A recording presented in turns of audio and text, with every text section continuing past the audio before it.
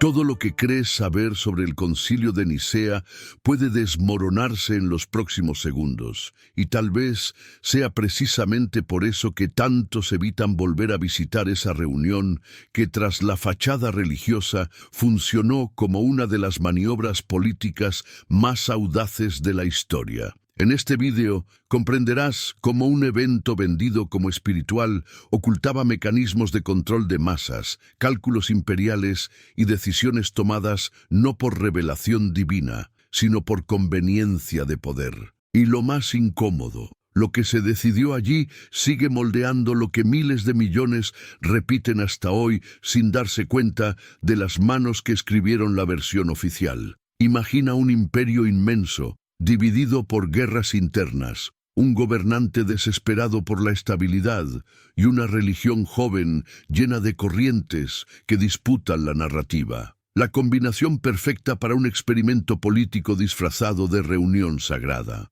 Y aún así, hay un detalle poco comentado, un vínculo oculto entre la unidad religiosa y el dominio estatal que solo comprenderás al sumergirte en este recorrido. Constantino no convocó a Nicea porque buscaba la verdad espiritual. La convocó porque necesitaba orden. Todos los obispos presentes lo sabían. Cada argumento teológico era, en la práctica, una pieza de negociación política. Y en el centro de todo estaba la pregunta prohibida: ¿cómo transformar una fe fragmentada en una máquina que sostuviera un imperio? Lo más intrigante es darse cuenta de cómo, en los primeros minutos de ese encuentro, una disputa que parecía doctrinal se reveló como una estrategia de estandarización ideológica. La promesa pública era resolver divergencias. La intención real era domesticar divergencias. Lo que descubrirá a lo largo de este itinerario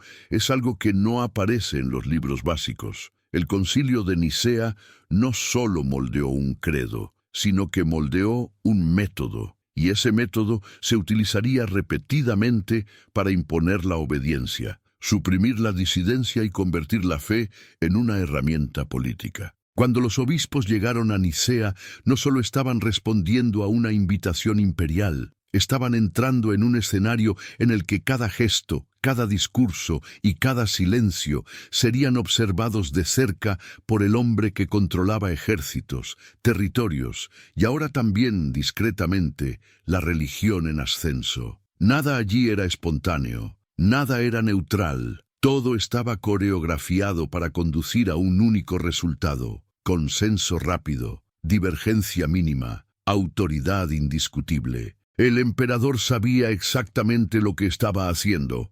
Hospedó a los obispos a su costa, los agasajó con banquetes, los envolvió en tratados de cortesía y al mismo tiempo dejó claro, aunque sin decirlo explícitamente, que prolongar los debates o insistir en las divergencias se interpretaría como una amenaza al orden imperial. El ambiente era tan político como cualquier asamblea militar. La teología, en ese contexto, se convirtió en un instrumento. Los términos filosóficos, los conceptos abstractos y las disputas sobre la naturaleza de Cristo se convirtieron en marcadores de lealtad. Lo que parecía ser un sofisticado debate sobre la divinidad era, en la práctica, una disputa por la alineación con la autoridad central. Y los obispos lo sabían. La pregunta no era solo qué interpretación es la correcta, sino qué interpretación será aceptada por el poder. Y cuanto más observas las capas ocultas de este proceso,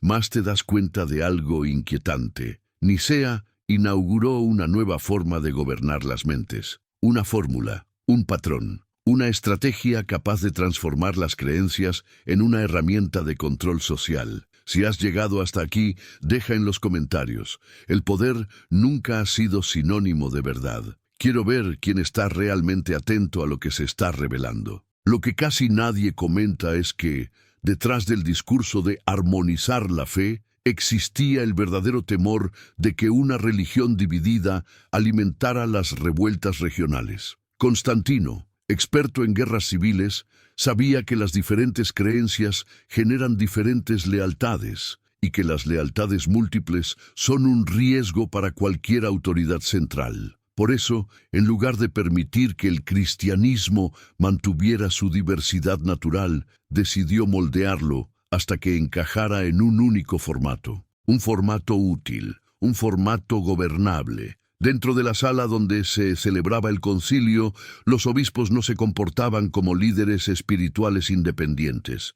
Muchos actuaban como políticos que buscaban complacer al mecenas que financiaba su presencia. Con cada discurso, con cada intercambio de miradas, se hacía más evidente. La libertad teológica se negociaba como se negocia el territorio. El emperador no necesitaba levantar la voz. Su simple presencia marcaba el ritmo de lo que se podía decir y lo que no. Y cuanto más avanzaba el debate, más claro quedaba que había temas intocables, cuestiones que podían desestabilizar demasiado el imperio, que podían dar cabida a ideas difíciles de controlar. Estos temas eran ignorados, desviados o rápidamente silenciados. La construcción de la ortodoxia no fue una búsqueda de claridad espiritual, sino un proyecto de ingeniería social. Decidir en qué debían creer millones de personas para que millones se comportaran de la manera esperada. Pero el punto más estratégico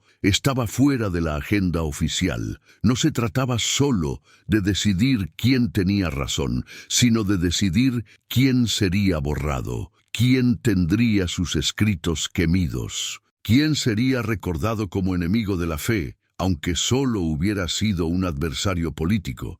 Y cuando entiendes esto, te das cuenta de algo inevitable. Nicea no solo creó un credo, creó un mecanismo de control, un mecanismo que todavía funciona hoy en día, aunque muchos no se den cuenta de sus engranajes ocultos. Tras días de tensión, la sensación entre los presentes era que no estaban definiendo verdades, sino firmando su lealtad.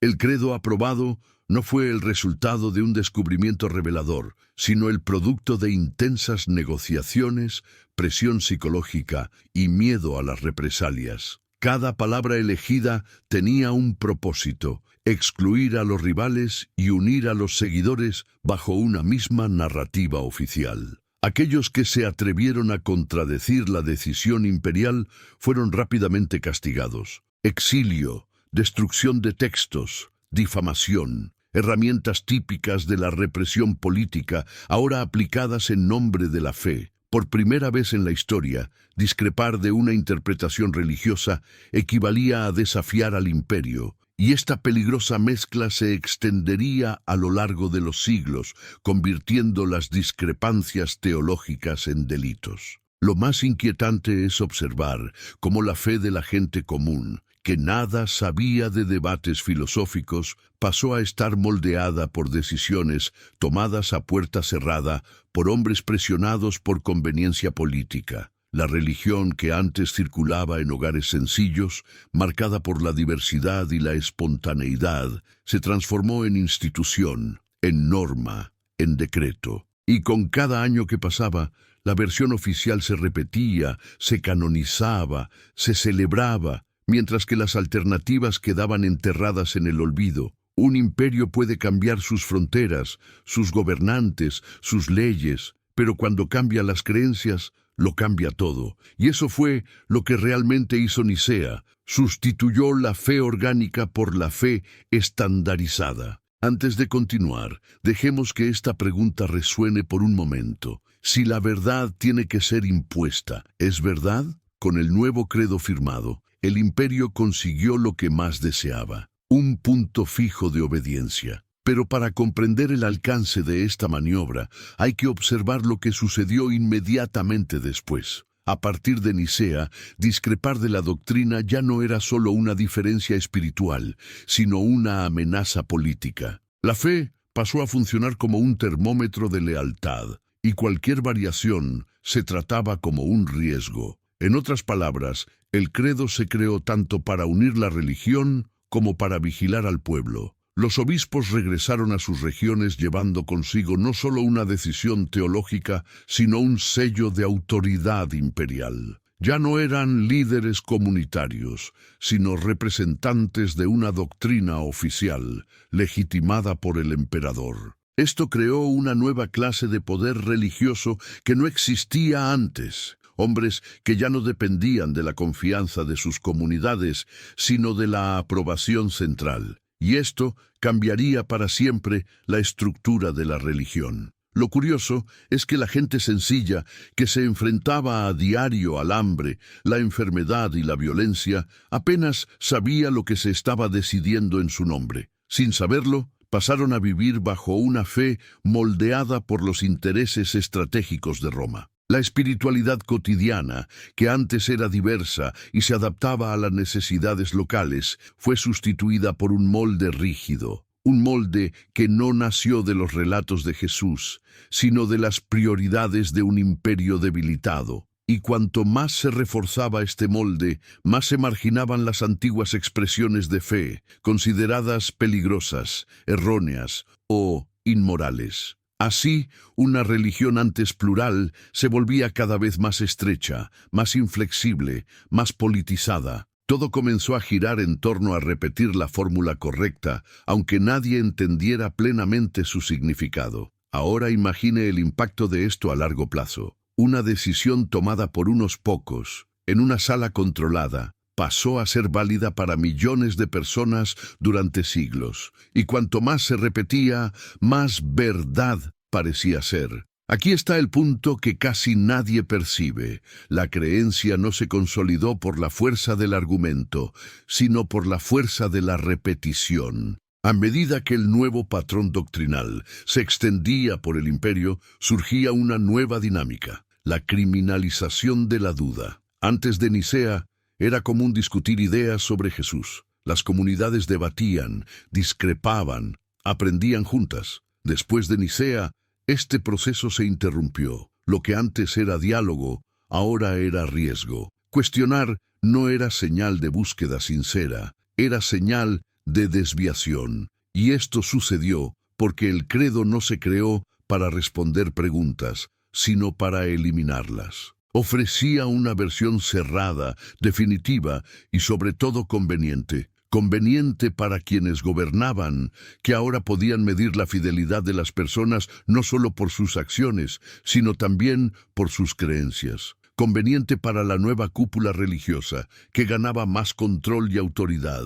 Inconveniente solo para aquellos que creían que la fe y la reflexión debían ir de la mano. Un detalle que a menudo se ignora es que, con el paso de los años, el concilio no resolvió las tensiones, solo cambió la forma en que se abordaban. Si antes existía diversidad, después pasó a existir conflicto. Y cuanto más intentaba el imperio uniformizar la fe, más surgían movimientos disidentes que intentaban recuperar su voz. Esta lucha constante revela una verdad incómoda. La uniformidad impuesta nunca genera paz, solo un silencio temporal. Pero, mientras tanto, el relato oficial cobraba fuerza. La historia escrita por los vencedores convirtió al concilio en un símbolo de triunfo espiritual, omitiendo las presiones, los intereses y las estrategias que lo motivaron. Para el público del siglo IV era solo otro decreto imperial. Para el público actual se considera un hito sagrado, y es precisamente en esta diferencia entre la realidad y la memoria donde el control se vuelve más eficaz. Sin embargo, una cosa sigue siendo innegable. Nicea no solo definió lo que se podía creer, sino también lo que estaba prohibido pensar. Y cuando un poder se arroga el derecho de definir hasta los límites de la conciencia, ya no se trata de religión, sino de dominación. Si esto le resulta extraño, mantenga esa sensación. Será esencial para comprender lo que está por venir. Con el tiempo, comenzó a suceder algo aún más profundo. El imperio se dio cuenta de que, al controlar la doctrina, también controlaba la narrativa del pasado. Así, los textos, sermones y tradiciones que no coincidían con la versión oficial fueron eliminados, desacreditados o destruidos. No se trataba solo de una disputa teológica, sino de una reconstrucción completa de la memoria colectiva. Cuando se define lo que siempre ha sido verdad, aunque no lo haya sido, se redefine la propia historia. Muchos textos que circulaban entre las primeras comunidades cristianas desaparecieron precisamente en este proceso, no porque fueran necesariamente falsos, sino porque no servían a la uniformidad exigida por el credo imperial. La verdad pasó a ser aquello que fortalecía el control y eliminaba las ambigüedades, y todo lo demás se convirtió en una amenaza. La diversidad espiritual, que antes se consideraba una riqueza, ahora se trataba como un desorden. Y cuanto más consolidaba el imperio su autoridad religiosa, más dependía de que todos pensaran de la misma manera. Era una máquina que solo funcionaba si todos creían que esa era la única fe posible. Para ello, era necesario borrar otras perspectivas, reescribir historias y simplificar debates complejos hasta convertirlos en eslóganes fáciles de repetir.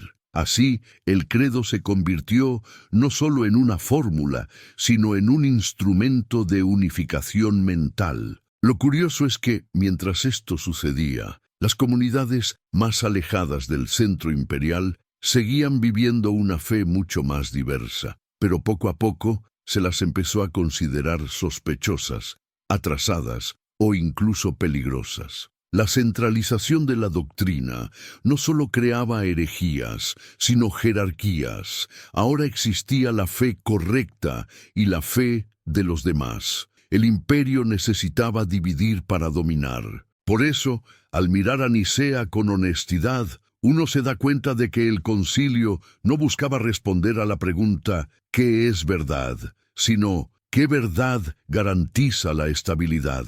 Y esa distinción lo dice todo sobre la naturaleza política del evento. Con la estabilización de la narrativa oficial surgió un nuevo fenómeno. La autoridad religiosa pasó a confundirse con la autoridad política. Los obispos no eran solo guardianes de la fe, sino representantes directos del proyecto imperial. Se financiaban obras, se construían iglesias, se distribuían cargos. La religión que antes sobrevivía al margen se convertía ahora en parte de la maquinaria administrativa, integrada en el mecanismo de control estatal. Esto generó algo que pocas personas perciben, una dependencia mutua. El imperio necesitaba a la Iglesia para organizar las mentes y consolidar la lealtad, y la Iglesia necesitaba al imperio para mantener la autoridad que nunca habría tenido por sí sola. Esta asociación, nacida en Nicea,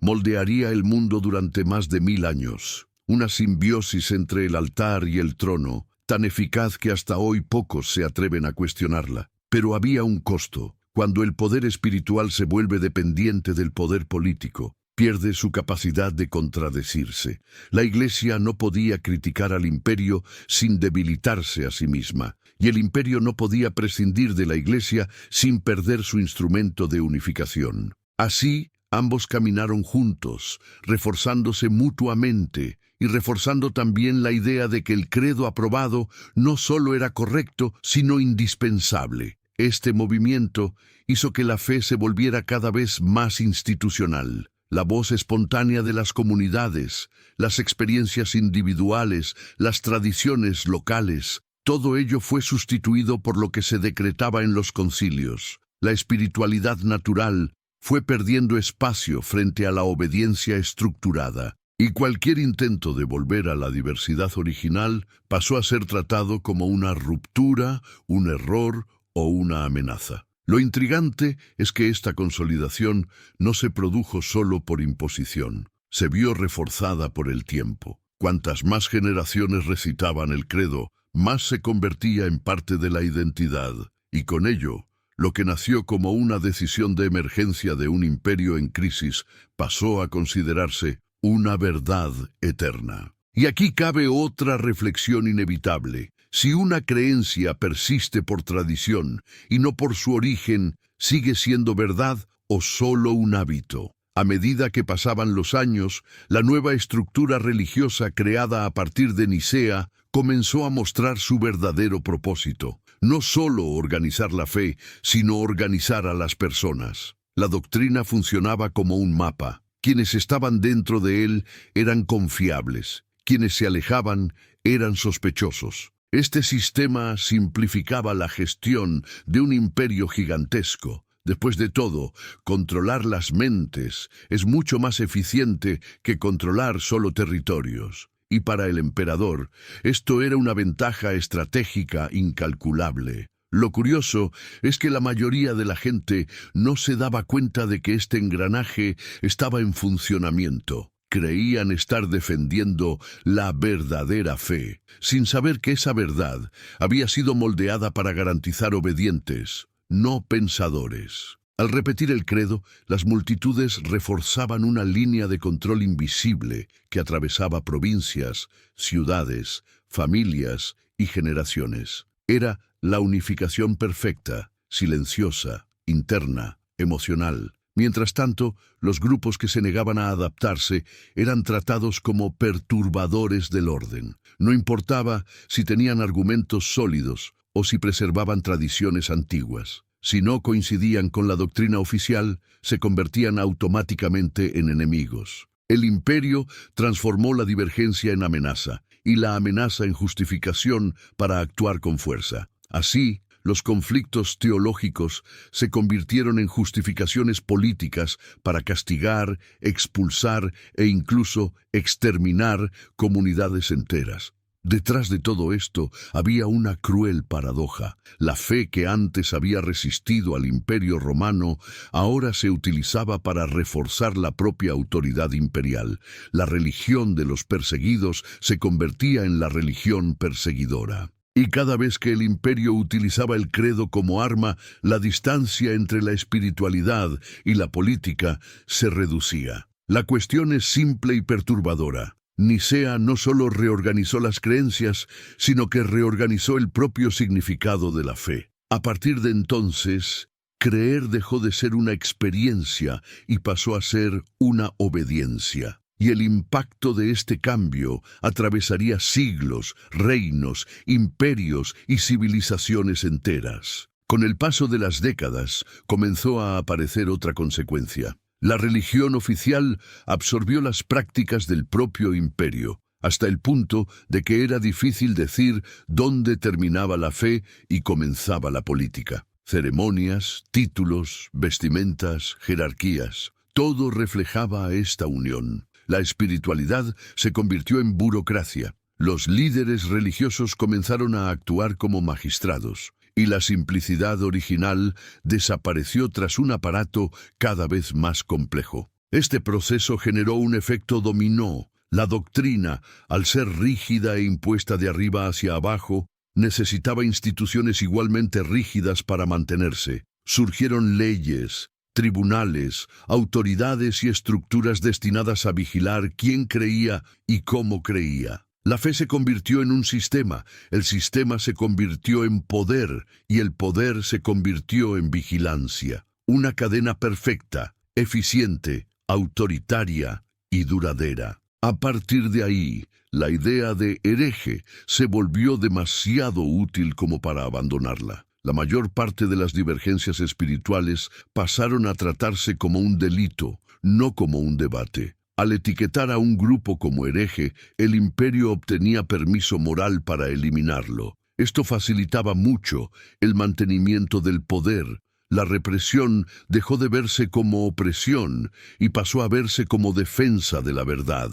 Y cuanto más se fortalecía esta estructura, más difícil resultaba distinguir la fe de la política. Lo que se enseñaba como revelación divina tenía sus raíces en decisiones de conveniencia. Lo que se celebraba como sagrado había sido moldeado para satisfacer las necesidades urgentes de un gobernante, necesidades que no tenían nada de espiritual. La religión se convertía en instrumento, lente y justificación. Si este contenido le está abriendo los ojos sobre cómo Nicea moldeó la fe como herramienta de poder, aproveche ahora para apoyar este vídeo. Deje su me gusta, suscríbase y active las notificaciones para no perderse los próximos episodios. Esto refuerza el contenido y garantiza que más personas comprendan lo que realmente sucedió en la historia. En los siglos siguientes, el impacto de Nicea dejó de ser solo doctrinal y pasó a ser cultural.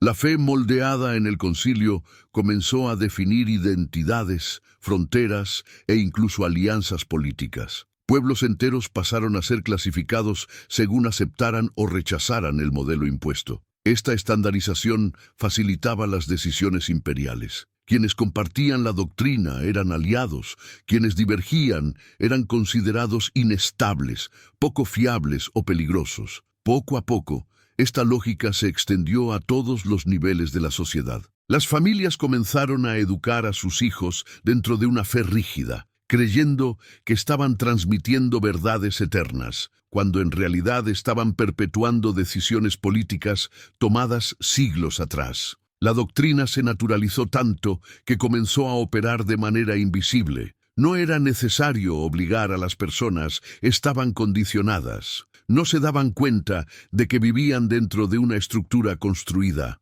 no revelada. Esta naturalización es quizás el legado más poderoso del concilio. Cuando una idea política se convierte en ritual, oración y tradición, se vuelve prácticamente indestructible. Se incorpora a lo emocional, a lo familiar, a lo cotidiano. Cuestionarla pasa a ser vista como una amenaza para la comunidad, no solo para el imperio. Así, el control se perpetúa ya no por la fuerza, sino por la cultura. Y eso es precisamente lo que hace que Nicea sea aún más impresionante. Su capacidad para moldear siglos de creencias sin que la mayoría se diera cuenta nunca de su origen. La doctrina se extendió como si fuera inevitable, natural, divina. Pocos imaginaban, y pocos imaginan hoy, que sus cimientos fueron movidos por el cálculo de un gobernante rodeado de crisis. La verdadera fuerza de Nicea no está en lo que decidió, sino en lo que hizo parecer que había decidido. La apariencia de unanimidad, de revelación, de verdad eterna, todo eso fue construido. Y cuanto más creían las personas en esa construcción, más sólido se volvía el sistema que nació allí. Con el paso de los siglos, lo que comenzó como un concilio tenso y político se convirtió en un mito fundacional. Los historiadores alineados con el poder reescribieron el evento como si hubiera sido guiado por lo divino. Las contradicciones desaparecieron, los conflictos se borraron y la figura del emperador adquirió rasgos de cuasi santidad.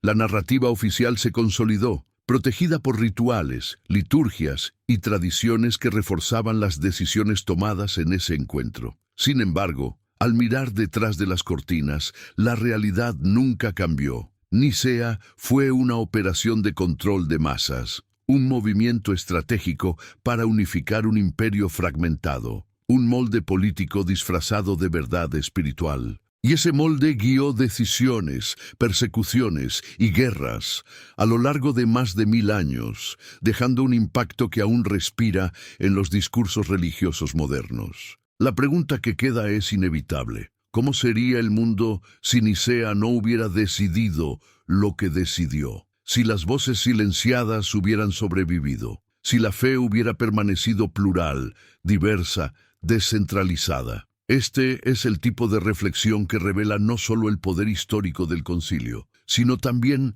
hasta qué punto nuestras creencias están moldeadas por estructuras de autoridad que rara vez cuestionamos. Al final, el concilio no solo definió una doctrina, sino que estableció un patrón para moldear las mentes. Y ese patrón sigue activo siempre que la religiosidad se utiliza para exigir obediencia, limitar las preguntas o crear fronteras entre quienes pertenecen y quienes deben ser excluidos. Lo que nació como una estrategia se camufló como fe. La conclusión es clara, aunque incómoda. El mayor legado de Nicea no fue un credo, fue un sistema. Un sistema que transformó la espiritualidad en administración, la divergencia en amenaza y la conciencia en territorio político. Un sistema que sobrevivió porque supo esconderse detrás de lo sagrado. Y comprender esto es el primer paso para recuperar algo que Nicea intentó borrar: la libertad de pensar.